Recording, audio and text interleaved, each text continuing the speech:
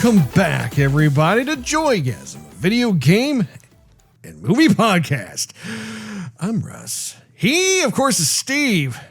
And we smell a rat in episode 293 today, October 20th, 2022. We're going to be skittering right into our topic of the day, which is a Plague Tale Requiem impressions. Requiem or Ratweem? Ooh, definitely not Ratatouille. Ah. But be sure to ignite that subscribe button and use a slingshot on that notification bell. That way you will not miss a single solitary episode of Joygasm that drops once a week each week. Steve, it's so good to be able to see you return once more back to the studio. Healthier than I was before, right? That's good. Apparently all the green stuff you were coughing up is now on your shirt. This used to be a white t-shirt. Do you know what this is? I believe I do. That is the Bilbo Baggins door from the Shire. Yes. That is correct. And the trees look a little folly. A little not so blossomy, bloomy. A little hint of the old Halloween spirit, as it were. That's right. Yes. Halloween and the Shire. Yes, indeed. We're going to have to, at some point, be able to properly hear your impressions of Overwatch 2. But that is not going to happen this time. No. So this particular game, Plague Tale Requiem, Yes. was dropped earlier this week. And this was a game that I think it captured both of our attention when we saw it at the not E3, but E3. Remember that, Steve? The naughty E3? Yes. Actually, the first one of these captured my attention. Captioned. Captured. Closed captioned. Closed captioned his attention, folks. But I remember looking at it going, man, that looks dark. It's kind of cool, though. Yeah. And then I got busy playing other stuff. And this one came out, and then I thought, oh, it's on Game Pass. Sweet. I'll pay $15. Try it out. Did you play the first one?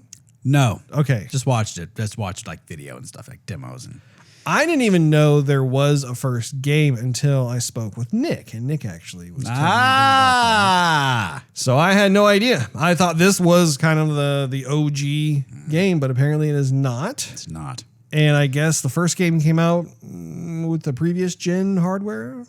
Uh-huh. Oh. I'd say so. So what did you learn just from the videos that you saw? So I mean, if I'm trying to reach way back here, Russ. So there's still two characters in it. I guess it was the older girl, like the older sister, and the younger kid. And the younger kid has the ability to kind of just like mind control the rats. From what it looked like to me, she was still in danger, and it's not like he could just like tell them to do exactly what he wanted to do, but like he could kind of just sway them to go different ways. So they still had to carry that torch with them and jump to different places of light so that they wouldn't get eaten by rats. Yes. But like you can use the rats as a weapon of sorts. So, and if I remember correctly, it was like it was still in these old and like long time ago times, right? And these people weren't aware of like the plague of rats, and so I think they would see some of the rats and be like, yeah, whatever, and then all of a sudden like 10,000 rats would come out of nowhere and then just engulf, whatever guy, and snuff his flame. Yes. So, and I think they reference even in the beginning of the game where they're like, "Oh yeah, the younger kid, what's his name? Hugo. Yeah, it's a known thing. Like he has this disease or plague or something. This like gift, he's gift curse. I wager. Yeah. And like later in the game, they're like, "Oh, the rats are back again." Like this, it's a continuation of the first one. Interessante. Were the graphics impressive in the first title as well? I thought so. I think it was. Honestly, I mean, yeah, I think they were impressive from the first go around, but there wasn't anything more than just graphics. I didn't know what was happening. There wasn't enough there for me to kind of go investigative. What's the story? Yeah. What are we doing here? What's my weapon? It just looked like it was a game of kind of escape, and you can kind of control rats as you do it, which I don't know. That's probably why I didn't really look into it that much. Yeah. Yeah. I have never seen the first game at all. It's difficult to... it's just called A Plague Tale. A Plague Tale. Yeah. Makes sense since this one is called A Plague Tale Requiem. There you go. How many hours have you put into this game? I would say probably close to 4. 4 hours. 4 hours. I haven't gotten that far yet, though, Russ. I'm kind of dying a bunch. Dying a bunch, eh? Yeah. Not too good at the old evasive action? Nah. Kind of like to go straight for the enemy. I don't really want to hide. A slingshot might be all I have, and they might have axes and torches and pitchforks and whatnot. Nope. Bring it. I was down at the creek. I got a whole big pouch full of these rocks, pebbles. They're all smoother than a baby's ass. Glide through the air better that way. Yeah. So yeah, I'm not an expert at just hiding and skittering around under tables and through the reeds that are blowing in the wind and everything. That seems to be like a common thing nowadays. You just gotta hide in the bushes. Hey, yeah. Horizon Forbidden West was one of those games that really popularized the hiding in the bush, as it were. That is funny, though, because you haven't played Horizon Zero Dawn, so you don't really understand that whole concept of survival. Well, I mean, I guess Assassin's Creed, you were hiding in a lot of the... Yeah, you had a little bit of that. A little bit of the here and there. But, it did remind me of Horizon Forbidden West, the dawn of the Forbidden West, because literally the same plants are there in that game that are in this game. It really looks like they just transplanted root and down root. Put a little dirt around there. Here we go. Let's go with it. It's not exactly the same. I mean, they're tall bushes, but yeah, as someone who's playing it. So how far are you in it? How far am I? That's a good question, Steve. Yeah. I have put in, I don't know, maybe just a little bit more. I would say probably about 6 hours. Ooh. And a good way to give you kind of an idea. So I have encountered the rats. Have you encountered the rats yet? Yes. So where I'm at is I've just learned how to make a little sulfur ignite bomb. Yeah. Okay, so you and I are more or less in the same spot. I've gotten just a little bit past that part in particular. Have you gotten yourself out of that rat situation yet? Not. So the boy is still. I haven't gone back to the boy yet. Right. If that makes sense. So I'm still trying to find this alchemist of the order. Yes. I have not found him yet. So basically, I found myself in the rat situation where they're just a bunch of glowy eyes everywhere. Yeah. And I'm trying to run away. I'm trying to grab sticks, light them on fire. So I have some light around me, torches, lighting a little braziers. Yep. And but you haven't gotten yourself out of that situation yet. No. You're still in the midst of trying to. I'm at the elevator part. Gotcha. There's a lift or something. Yeah. That's precisely where I'm at. Okay, so I'm barely ahead of you. We're basically more or less in the same. Mana. Yes, indeed. I do want to talk about the graphics though, because that was one of the things that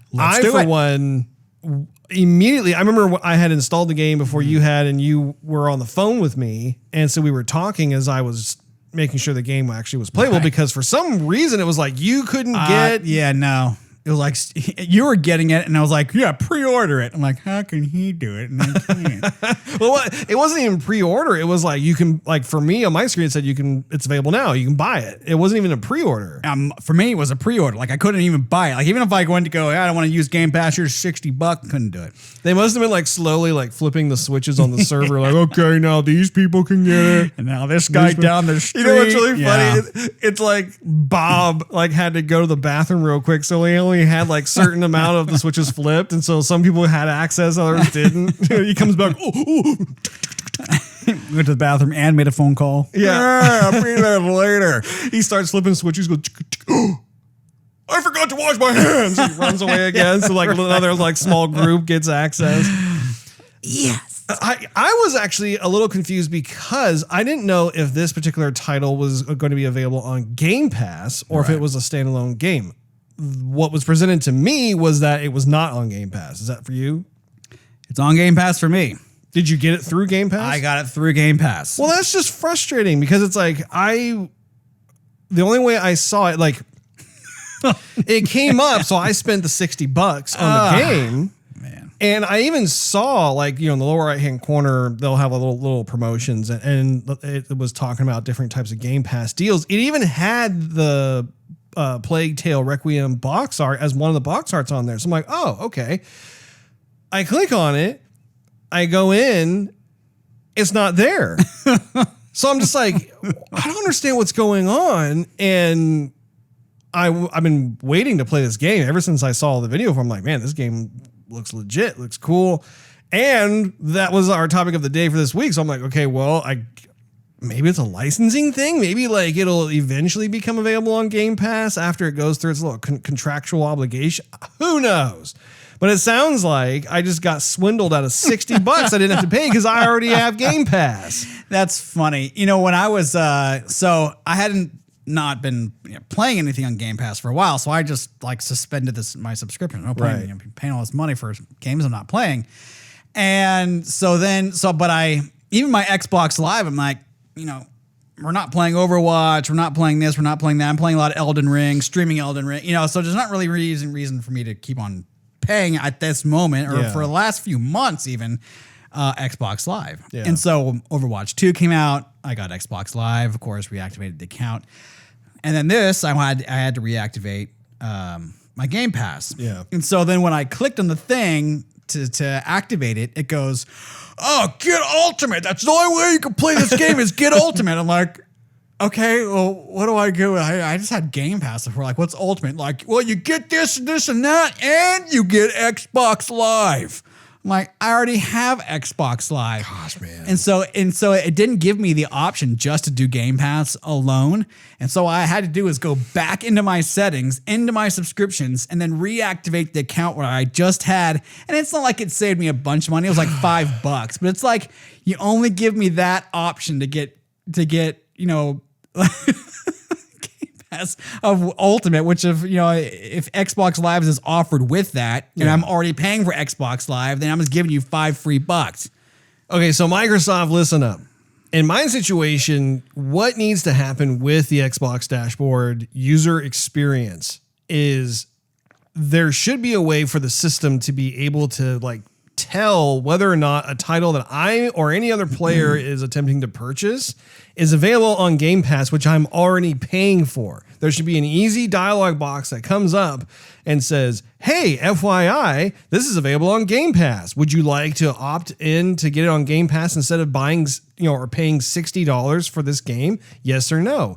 And then give me as the customer the choice, the opportunity to be able to make that purchase power decision. But don't do this like sleazy thing in the background where it's like, oh, well, obviously we know that this person has Game Pass and we're just going to, due to the fact that we've got some kind of buggy server situation, who knows? You know, we're It's not like it hasn't happened before. yeah. Well, I mean, my thing is like, so now, like, how, you know, I probably can't get that $60 back. Sure, you can get it credited back. I think if you call in to their customer support. Oh, good. Like I have all that time in the world. Yeah. So you need to call this number. They're going to put you on hold for 2 hours, and then you get to talk to somebody else, and then they'll probably inevitably drop the call. So you have to call back again, and you'll probably be greeted by some automated robot, stupid chatbot thing, and you're trying to get to a real. No, it's like you are a multi-billion-dollar company. Fix it. This is something that like is, and here's the deal. The Game Pass is not brand new. It's been around for years. Like this is something that like should have been fixed already. So anyway, Get somebody on there. Sorry. I can't hear you. I'm losing the call. yeah. Like, I totally know what that guy was doing. He purposefully ended the call. Yeah. Yeah. Go back and talk to somebody else. I mean, it's not the end of the world. I mean, it's $60, whatever. But at the same time, I'm just like, There's a better way. that there's, this should not be an issue in this day and age. So please, respectfully, would you kindly add in an additional feature like that to your Xbox dashboard UI? There will be so many gamers that will thank you for that. And guess what? It will maintain customer loyalty. They won't feel shafted like that all the time. Back to the game at hand. We were talking about graphics. Yes. So the graphics in A Plague Tale Requiem are, I think they're beautiful. I remember when I was getting the game started up just to make sure that it was working fine, and you were still installing the title, and you're presented with kind of the initial scenery, right? And it's they cleverly have like kind of a tutorial that's baked into like where you start out, and both the sister and the brother are there, and immediately I was hit with how realistic the environment looked. I mean, I'm looking around and it's not a stylized environment. This is something that it looks photoreal, and especially like when you're moving and you're just kind of looking around and doing, just your typical movement gameplay. I mean, it looks almost like you're watching a video. Like it's getting to that weird uncanny valley, not necessarily for the characters quite as much, but definitely in the environments. Although I got to say, even with the characters too, you're controlling the sister and she's walking along, and I find myself just rotating the camera and looking at her face and looking at her clothing and the textures and stuff. And I'm just like, this looks really good. I'm really happy with what I've seen so far. Yeah, I think this is probably the first game where when you're adjusting the HDR settings, how really you can tell a difference by one notch. Yeah. I mean, before they're like, okay, here's a logo, adjust the brightness so you can barely see the logo or whatever. And you can kind of it kind of works, kind of doesn't. And so I started I have that one picture that they have, and you put the thing right in the middle. Yeah. And then I think, okay, I'll start there, whatever. And then I kind of went, it's a little bit too bright, honestly.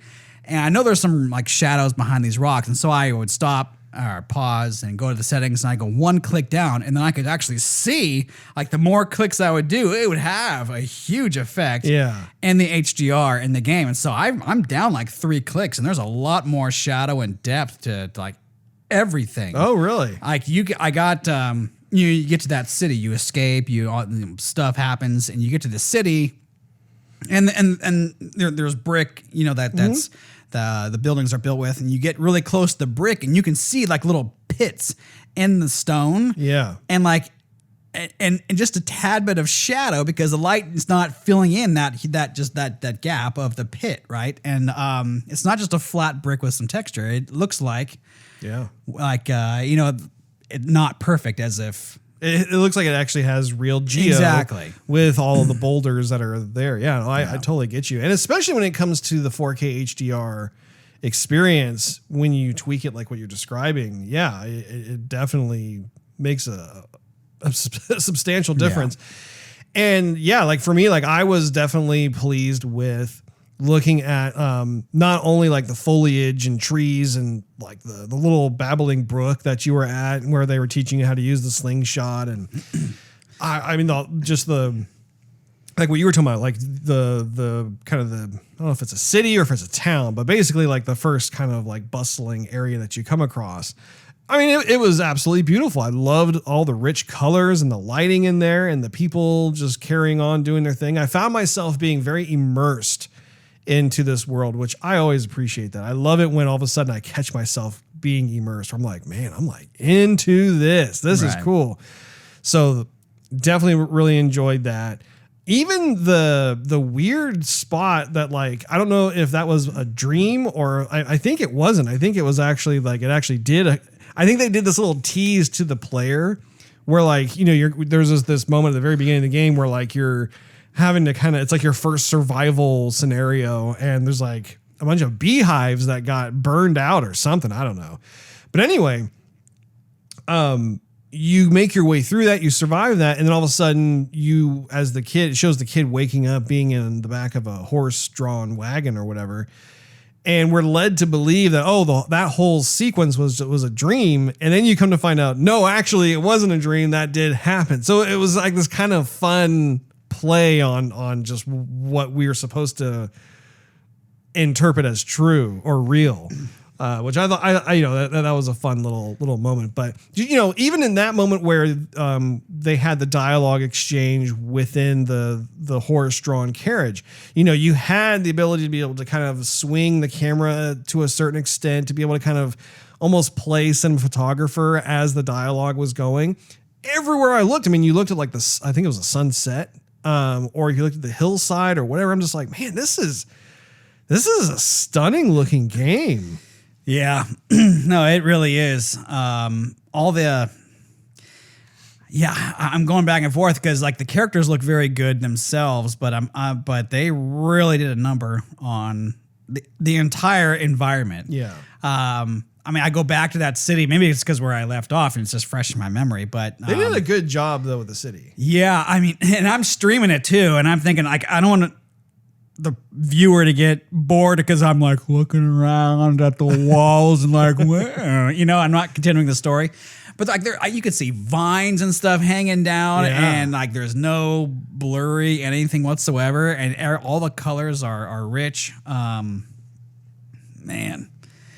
And then when you're kind of making your way through, like that tower, and the lights bleeding through. Yeah. And, then they make this kind of a misty look, but it looks like it's just like stank is what it is. Like from these rotting bodies and flies and stuff.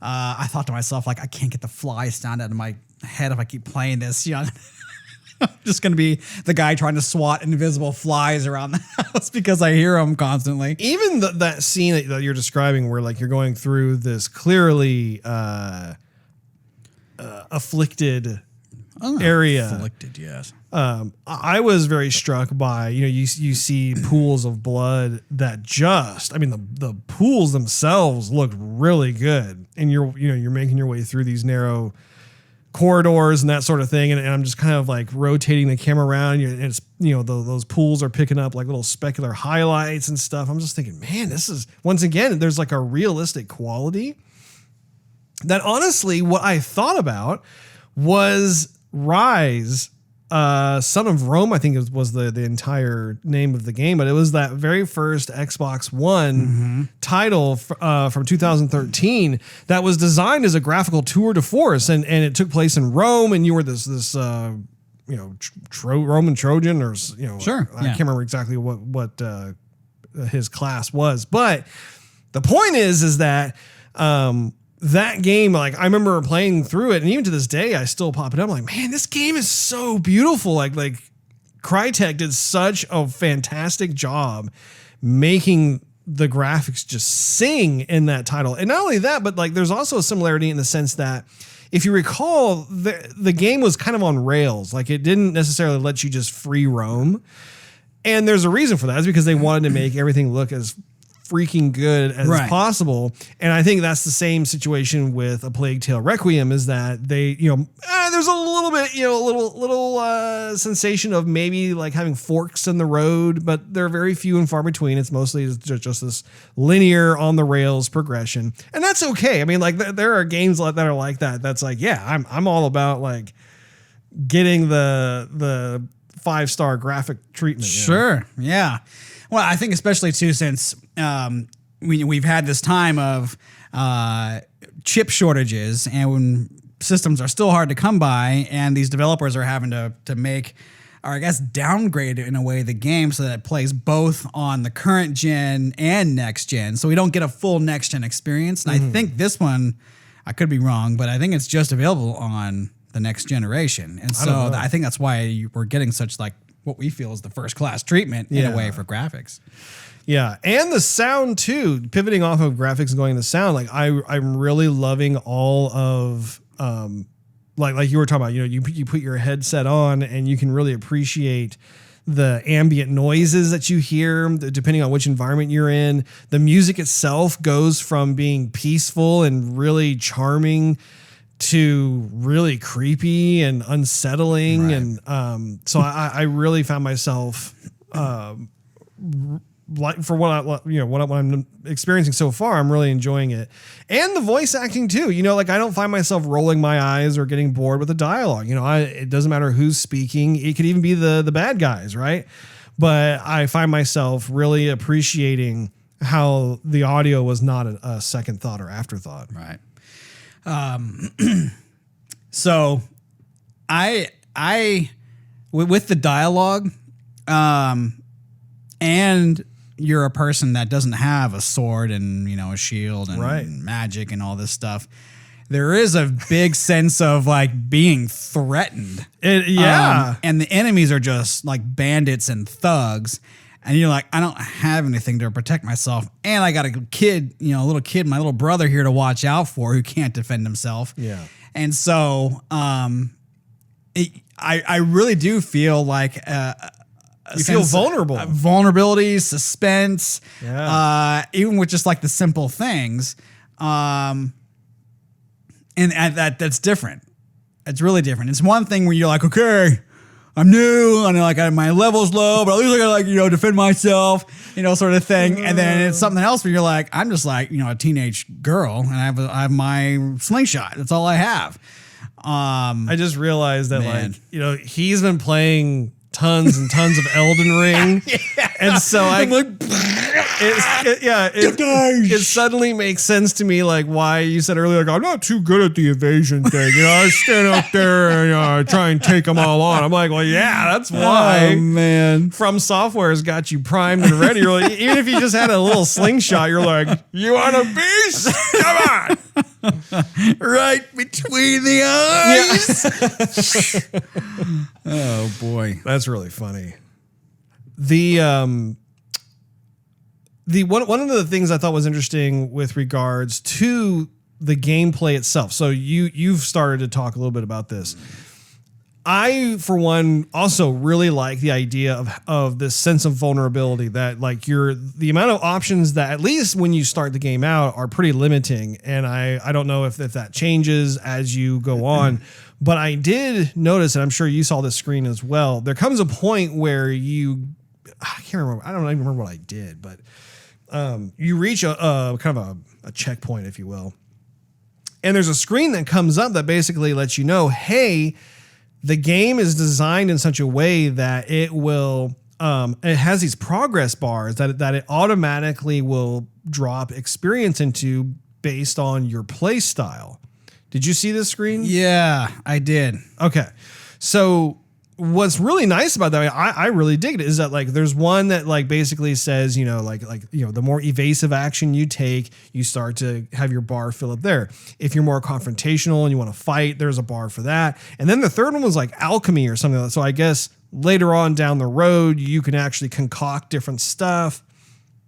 So again, I think it's taking something that is pretty standard in terms of what video games can include and now, but instead of like giving it to the player to like, oh, I think, I'll apply this level up ability point or skill point or whatever, I'll put it here. I think it's cool how the game is I don't know if reward is the right word, but basically like there's an action reaction of like, however you're behaving at any given point in time, the game will then reward you within that bucket or department, so to speak. Yeah. I was thinking back to the beginning again, back to the dialogue. Yeah. And there's that scene where kind of after that dream that the boy has, where he's following that, looks like a phoenix, honestly. I don't know what kind of bird that was. But anyway, so he's in the back of that horse-drawn carriage thing. And they get to a road checkpoint, and they're like, "Well, we're looking for." And at this point, there's not really any danger. It's just like, "Hey, we're just looking for a girl and a boy. They hurt my kid or my son. This is what happened." And they're not really threatening anybody at that point. But the girl realizes that it's her, of course, and her little brother, and she's looking at her mom, stressed. And it's weird how like a video game can now have this expression on a face, the eyes, the tenseness in the mouth, and she's looking around going, "Mom, go, Mom, just go." And it sounded good. Yeah, it did. I really felt it like, man, it's about to go down. Yeah. Like right now, either she's going to plow through these guys, or they're going to discover, the kid. And sure enough, they did. And they're throwing their torches in the field. Or it was nuts. Like, it was intense. It was. It's a very experiential style game. And I, too, really appreciate the developer's ability to be able to ratchet up or ratchet down very quickly, I might add. The sense of calm versus tension. And I mean, like, what you were talking about with regards to how we had just gotten through surviving whatever kind of like, I don't know what that was about. That was weird. But I, even when it first begins, I mean, you witness a murder right in front of your eyes, and it's not even like a gunshot. Gunshot's bad enough, but like this guy like takes an axe to the head, and then that guy tried to pull the axe out, and you see the guy's head kind of stick up, and then like, oh my god, yeah, dude. no, it got real nuts very quickly. I was like, that is horrible. Yeah. And so then again, well, even backing up further, like, so you're playing along this babbling brook, you run across this other kid. Oh, hey, let's play along, and you're enjoying the moment. You're having fun. I thought that was a really cool tutorial also. It was very well thought out. Yeah. And like, you're playing along, doing whatever. And then it goes from that to then axe to the head. And you're like, oh my goodness, what did we just stumble into? And they're like, I want to go home. Like, I want to be here. Exactly. And so then you go from that into then the wagon sequence that we were just discussing about like how, your heart is in your throat prior to that. And all of a sudden you're like, oh, okay. Now it's beautiful again. And it's calm. And then we're with the family. And, I find myself just drinking in the beautiful vista and how calm it is and everything else. And then it ratchets up really fast again, to your point about how all of a sudden they get stopped and it's like, whoa, okay, now we're back in the thick of it again, which is interesting because I don't know if my initial reaction would have necessarily been a positive one towards something like that because it's so abrupt in terms of going up or down with that. Like again, we have not beaten the game. We're not very far in the game yet, but I'm curious to know, like, is that how it's just going to be throughout the game? Or are they going to throw some other types of curveballs where maybe it kind of slowly kind of lets you down, or maybe there's like some slow rising action, and arguably even when you're in the town and you're kind of searching, you start your search for this person who can help your brother. There is, I would say, kind of a slower rising action of tension that's going on where you can't quite find them. People are telling you, oh, look down there, whatever. And then you find yourself in the slums and you're like, oh, this is not a part of town that like I was expecting to see. Like, you think he's down here? Yeah, well, I guess we should look or whatever. And so, you know, and it doesn't look terrible, but it's definitely like a few steps down from like the initial part of the city that you're like, wow, this is gorgeous. Nice marketplace. Everybody's happy, healthy. Yeah, exactly. And so, you know, you go from that and then you start walking into some dark, dank corridors and whatnot. And then you start seeing sick people. And then you know, so yeah, actually I take back what I had initially said. And there is a variety that they play with on that, on your emotions and what you're experiencing in the game. And I like all of it. I don't think any of it feels cheap at all. I really enjoy going on this journey so far. Yeah. I think we got one here, Russ. I think so, Steve. I think so. I just didn't know what to think of it in the beginning. Yeah. And I'm liking everything so far. I am too. And we haven't talked about the rats yet. We haven't. You know, the rats are understandably a big part of this game. Man, I was impressed. Like the first time that like that wall comes down and you see all those rats come out. What I really love about it is the 3-dimensionality of them. Like when the wall came down and the guy, there's that one happen. You knew that guy was going he wasn't going to survive. He's like, he's holding the torch and everything. What's interesting is that they're playing with the depth of field in real time in the game. And I always love me some shallow depth of field simply because it makes whatever scene that you're shooting actually look that much more 3-dimensional because you have stuff that's out of focus, stuff that's in focus, that sort of thing. And so I thought it was interesting how they were doing that. Like when the swarm of rats came through the wall and started surrounding everything else. First of all, the particle system that they've designed, I think works really well. I mean, like I love seeing thousands of rats on the ground, but also too, like I love how like they have like the glowing red eyes. For some reason that I think what it makes me realize is like, if you were to like see a rat at nighttime and then you hold up a flashlight, their eyes would probably glow like an orangish, reddish color, if I'm not mistaken. And so I think that they were playing into that. They were leaning into that a bit. And I don't know. I am gleefully terrified of what I've encountered so far, where I'm just like, oh gosh, this is terrible. And like, you know, I was trying to test the fence, like, well, will I get injured? No, you die. Like if you get into the rats, you're done. Right. So anyway, what'd you think? Yeah, I there were times when I was definitely playing with the the line you should not cross. Yes. And there were times where I just had the torch and then I would just like wave it around really quickly, you know? And like there was sometimes like the rats would just like back up and escape and get and dart out of the way. And other times they'd just kind of like fizzle out. I was like, okay, found the limit. You know, I mean, I'm not complaining. I just like, you know, I'm trying to make something happen. So, yeah, that's fine. But anyhow, yeah, I tried to run through with the torch. You can't run with the torch. It's like you got to give the rats time to scatter. You know, they're not gonna let you run, at least not yet. Makes me think though, at some point in the game, I think they're gonna like make the rats more testing your limits in a way. I mean, like the fire and the light's only gonna do so much, and then you're gonna have some other like ability, a bigger torch or something. Yeah, they have to. Well, what I think is interesting too about the gameplay of this game is that it's not just evasive action or sneaking or even attacking people. There's a fair number of puzzles that you have to solve. You're going through and you're having to deal with, which I think is totally fine. And also too, I think there's a fair amount of manipulation, really. Like, I don't know. I'm curious to see, like, okay, how does Hugo fit into this whole rat thing? Because clearly there's a past.